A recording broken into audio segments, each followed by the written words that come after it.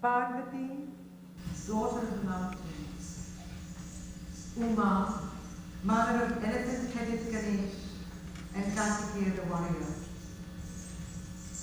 Durga, goddess of war. Kali, the black one. Devi, goddess, also have many forms. But the one that I like best is Sati. Let me tell you the story. Sati was the daughter of King Daksh, granddaughter of Brahma, the creator himself.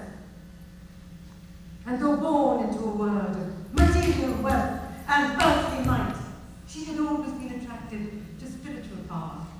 Her idea was Shiva, Yogeshwar, the divine ascetic who sat high in the Himalaya mountains, harnessing the energy of centuries, totally oblivious of the mundane needs of his body.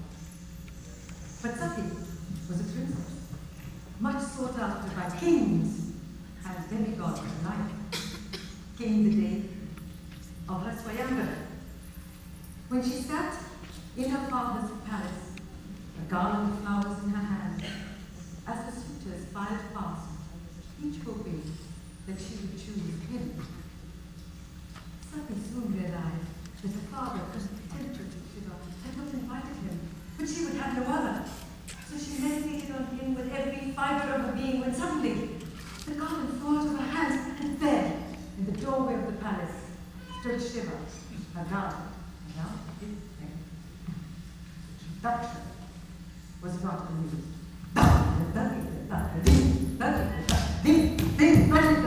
So you want to marry this beggar? Huh. Well, I suppose it's too late.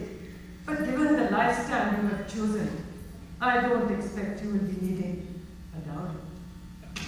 Sati gladly relinquished her royal adornments, her necklace of pearls, her diamond bracelets, her sapphire earrings, her thick gold belt, and the jewels in her hair.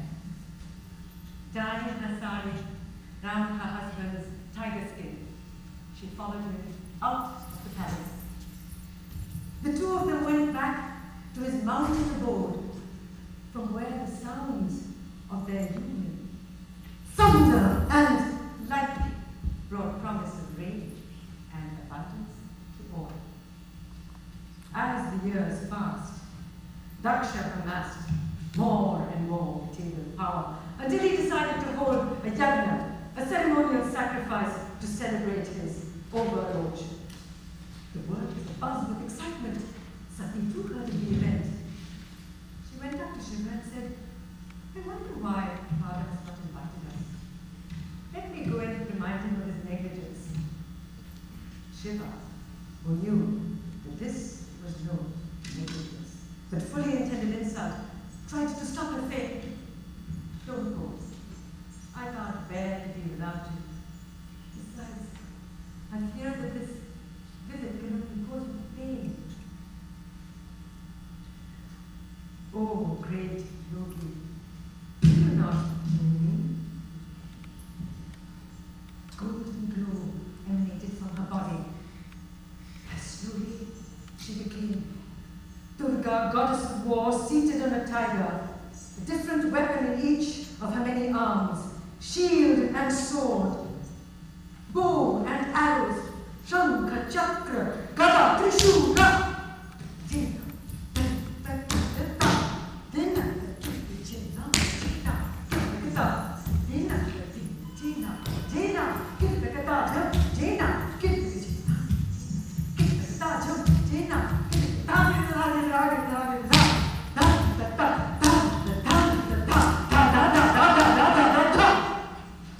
As she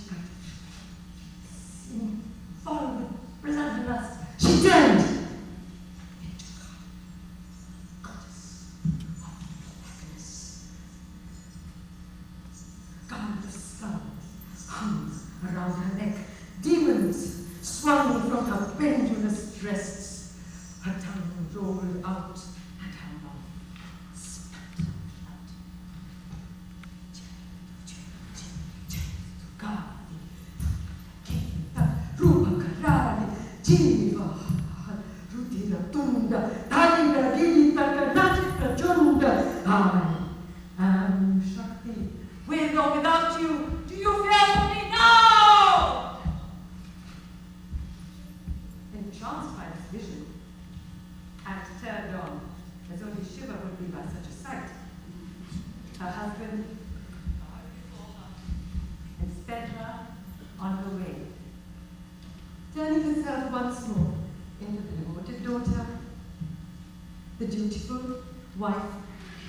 Sati sped on her way and arrived at her father's palace just in time for the ceremony. Never had her childhood home looked more beautiful.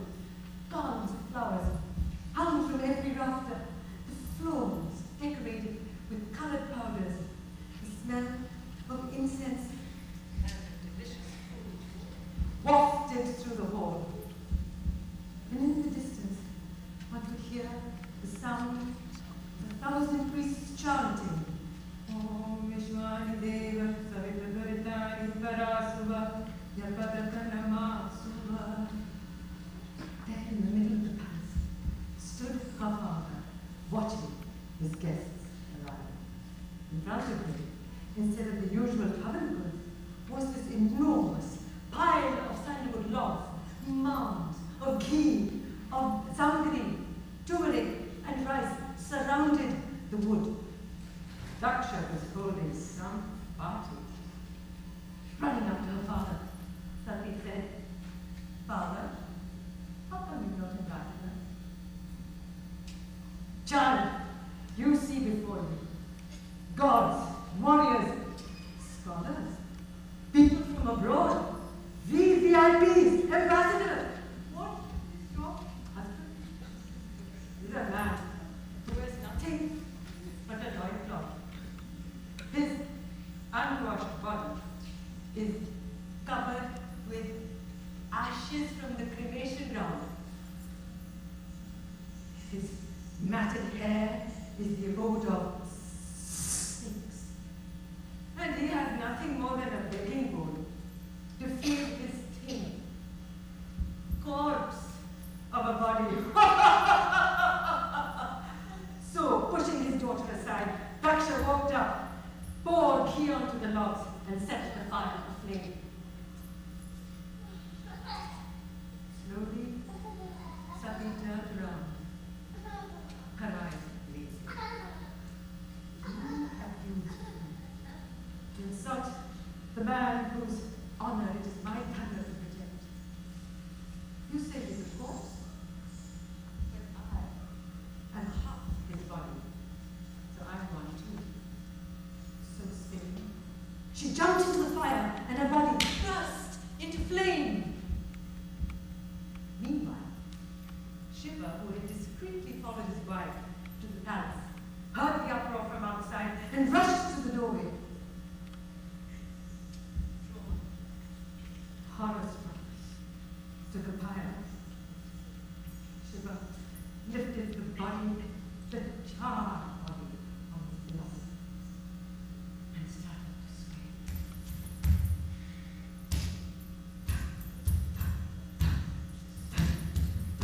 Palace began to sway. Demons began to howl. A sword appeared from nowhere and cut off Daksha's head.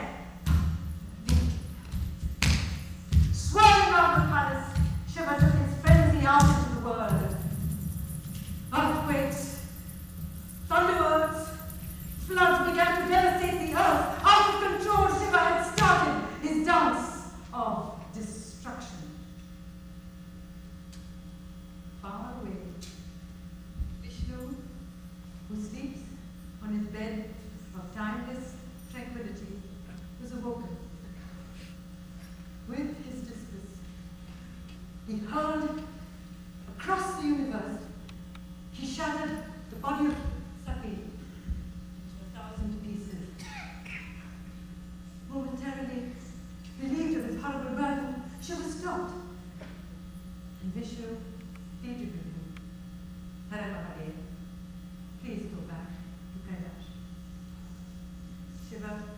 returned to the mountain abode, 100